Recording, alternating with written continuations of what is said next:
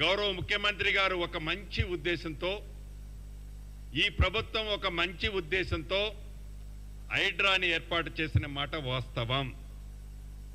ఈ హైడ్రా యొక్క ముఖ్య ఉద్దేశం సామాన్య ప్రజలు మోసానికి గురి కావద్దని, సామాన్య ప్రజలను ఎవరైనా ప్రలోభాలు పెడితే ఆ ప్రలోభాలు పెట్టిన వాళ్ళమే చట్టరీత్యా చర్య తీసుకోవడంతో పాటు ప్రభుత్వానికి సంబంధించిన స్థలాల విషయంలో కానీ అదే రకంగా రిజర్వాయర్లు, ఇతర ప్రాంతాల్లో ఎఫ్టీఎల్లు, బఫర్ జోన్లో కన్స్ట్రక్షన్ చేసిన ఇళ్ల మీద కానీ ఆనరబుల్ సుప్రీంకోర్టు, హైకోర్టు అనేక సందర్భాల్లో ఈ అక్రమ కట్టడాలకు సంబంధించిన విషయాల్లో, ముఖ్యంగా ఎఫ్టీఎల్లో ఈ బఫర్ జోన్లో ఇల్లు కట్టిన దాని మీద ఎన్విరాన్మెంటల్కి సంబంధించిన విషయం, ఇబ్బంది దాని మీద కోర్టులో అనేక సార్లు ఆనాటి ప్రభుత్వాన్ని గడిచిన 10 సంవత్సరాల్లో మందలిస్తే వారు దాని మీద ఏ రకమైన చర్య తీసుకోకపోగా వారి కళ్ళు సైగల్లోనే వారికి సంబంధించిన మనుషులు, వారి కుటుంబం, వారి మంది మార్బలమే ఈ ఎఫ్టీఎల్ బఫర్ జోన్లో అనేక ఇళ్లు కట్టిన సందర్భం మనకు తెలియంది కాదు. నిన్న మొన్న కోర్టు కూడా ఒకటి డైరెక్షన్స్ ఇచ్చారు గౌరవ ఆనరబుల్ చీఫ్ జస్టిస్ గారు. ఇక మాటకు ముందు, మాటకు మధ్య, మాటకు చివర రెవెన్యూ మంత్రి ఇల్లు ఎంఐ సాగర్ ఎఫ్టీఎల్లో ఉంది. రెవెన్యూ మంత్రి ఇల్లు ఎంఐ సాగర్ బఫర్ జోన్లో ఉంది. రెవెన్యూ మంత్రి ఇల్లు ఇట్లుంది అట్లుంది అని ఆనాటి ఎంఐయుడి మినిస్టర్ గారు, వారి తొత్తులు ఇతరత్రా మాట్లాడుతున్నారు. నేను ఈ వేదిక ద్వారా ఒకటే ఛాలెంజ్ ఇస్తున్నాను. మీరు ఎంఐయుడి మినిస్టర్గా సుమారు 6-7 సంవత్సరాలు పనిచేశారు. మీ బావ హరీష్ రావు గారు ఇరిగేషన్ మంత్రిగా 5 సంవత్సరాలు పైచిలకు పనిచేశారు. ఈ వేదిక మీద నుంచి హైడ్రా అధికారి రంగనాథ్ గారిని ఆదేశిస్తున్నాను. ఈ ఇద్దరు మాజీ మంత్రులు, అంటే ఒకరు ఇరిగేషన్ శాఖ మంత్రివర్యులు, రెండో వారిలో ఎంఐయుడి మంత్రివారు, వీరికి డబ్బాలు కొట్టే కొన్ని యూట్యూబులు వారికి సంబంధించిన సంస్థలు, వ్యవస్థలు, మీరు ఎంతమంది వస్తున్నారో అంతమందిని ఎంట పెట్టుకొని, రంగనాథ్ గారు నేను ఇక్కడి నుంచి మిమ్మల్ని ఆదేశిస్తున్నాను, రేపు వెళ్తారా ఎల్లుండి వెళ్తారా, వాళ్ళనే ఒక కొత్త టేబు కొనుక్కొని రమ్మనండి. టేబు కొనుక్కొచ్చి నా ఇల్లు ఎఫ్టీఎల్లో ఉన్న, బఫర్ జోన్లో ఉన్న, చివరికి ఒక ఇటుక పెడ్డ ఉన్నా ఎమ్మటే పడగొట్టండి. ఇల్లు మొత్తం దాంట్లో ఉంటే ఇల్లు మొత్తం పడగొట్టండి. This is my challenge, Ponguleti challenge. మాజీ మంత్రివర్లు, ఈనాడు ప్రధాన ప్రతిపక్షం అని చెప్పుకునే వాళ్ళకి ఇక్కడ నుంచి ఛాలెంజ్ చేస్తున్నా. ఒక్క ఇటుక పెడ్డ ఎఫ్టీఎల్లో కానీ బఫర్ జోన్లో ఉంటే మా అధికారులు మీ పక్కన ఉంటారు. మీరే టేప్ పెట్టి కొలుచుకోండి. మా అధికారులు కొలిస్తే మీకు నమ్మకం ఉండదు. ఎందుకంటే నేను అధికారంలో ఉన్నా కాబట్టి మిస్యూజ్ చేశానని అనుకుంటారు కదా మీరు.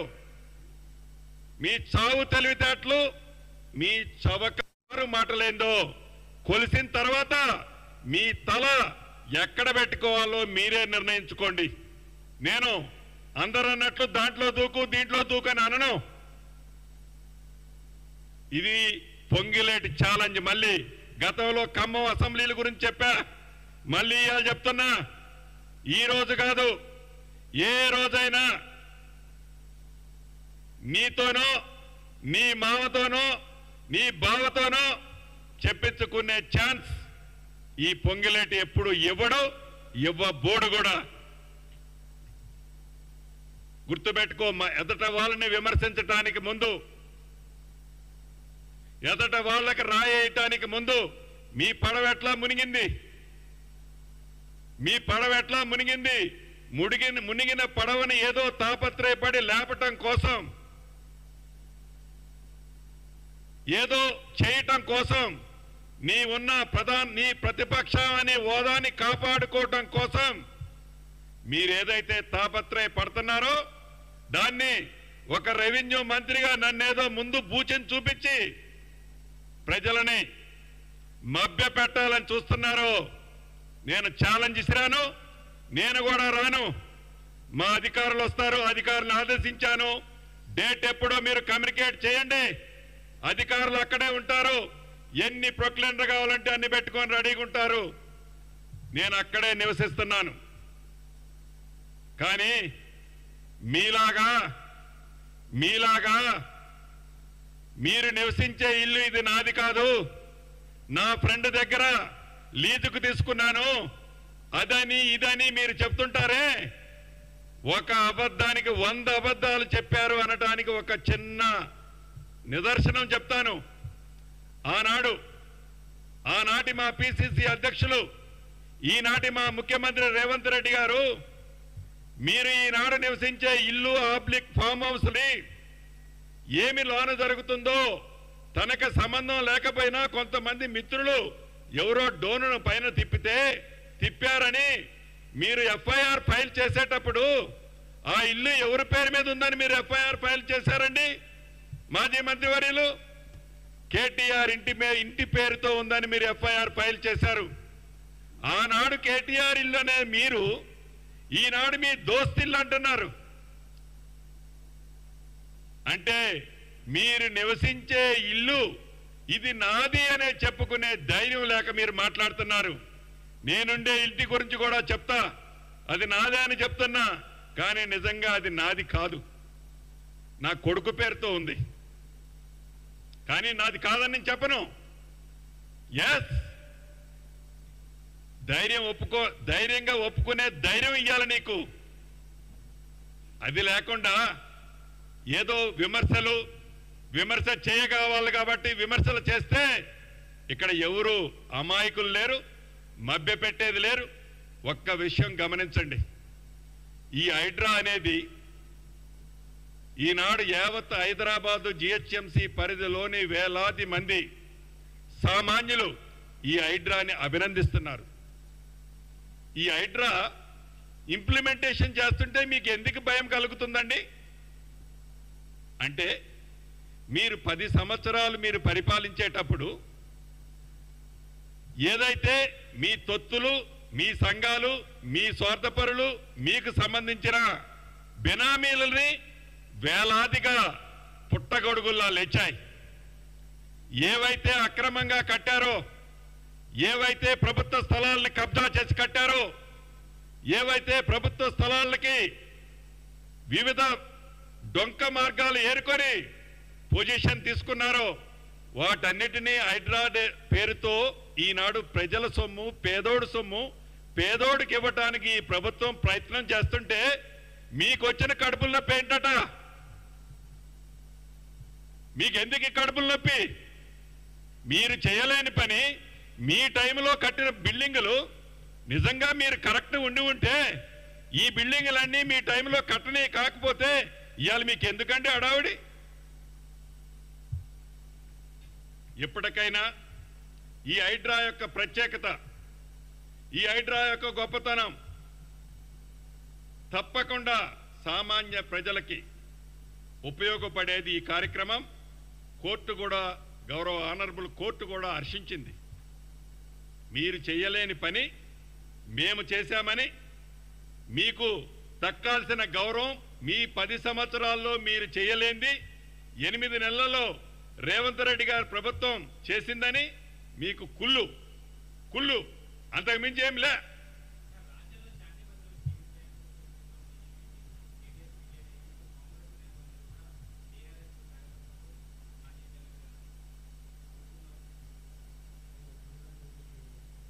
ప్రధానంగా శాంతి భద్రతల విషయానికి వస్తే ఈ ప్రభుత్వం ఏర్పడిన తర్వాత మీరు హైదరాబాద్లో 3 కమిషనర్లు వేశాం. ఎటువంటి 24 క్యారెట్ గోల్డ్ లాంటి కమిషన్లు వేసామో చూడండి. ఎక్కడా పైరవీలకి తావు లేకుండా, ఎక్కడా శాంతి భద్రతలకి ఇబ్బంది కలగకుండా ఉండే విధంగా A1 టీంని ఈ ప్రభుత్వం ఏర్పాటు చేయడం జరిగింది. స్టాట్ 62 ఒకసారి చూడండి. ఆనాడు ఆ ప్రభుత్వంలో జరిగిన అక్రమాలు కానీ, మర్డర్లు కానీ, కేసులు కానీ, ఇతరత్ర కంపేర్ చేస్తే అప్పటికి ఇప్పటికీ ఏ రకంగా కంట్రోల్లో ఉందో చూడండి. ఇది శాంతి ఏదంటే వాళ్ళు కేవలం 8 నెలలకి పవర్ జారిపోయిందని 8 నెలల నుంచే జీర్ణించుకోకుండా తెల్లారి పొద్దు నుంచి గబక్కన ముఖ్యమంత్రి కావాలా, మంత్రులు కావాలనే తాపత్రయం తప్ప కనీసం ఒక 3 సంవత్సరాలు, 2 సంవత్సరాలు, 2.5 సంవత్సరాలు తర్వాత ఇప్పుడు వీళ్ళు పడే కుప్పిగంతలన్నీ అప్పుడు వేస్తే ప్రజలు గ్రహిస్తారు. అరే 8 నెలలు, 7 నెలలు, 6 నెలలు, మొదటి నెల నుంచే కూలగొడుతున్న పెద్ద మనిషి. ప్రభుత్వం కూలిపోతుంది, కూలగొడతాం. ఇక మీడియా మిత్రుల సబ్జెక్టు కూడా ఇప్పుడు అడిగారు. చాలా దురదృష్టకరం. ఆ శాఖ మంత్రిగా నేను ఈ రాష్ట్ర ప్రభుత్వం ఏదైతే నిన్న జరిగిన ఎపిసోడ్లో అటువంటిది నిజంగా జరిగి ఉంటే నిజంగా రాష్ట్ర ప్రభుత్వ పక్షాన, నా పక్షాన దానికి చాలా ప్రగాఢ సానుభూతిని కూడా తెలుపుతున్నాం. గౌరవ ముఖ్యమంత్రి గారు నేను మాట్లాడుకున్నాం. ఒకటి నిజం, ఈ ప్రభుత్వం వచ్చిన తర్వాత ఆనాటి ప్రభుత్వంలో ఎవరైనా మీడియా మిత్రులు వారికి వ్యతిరేకంగా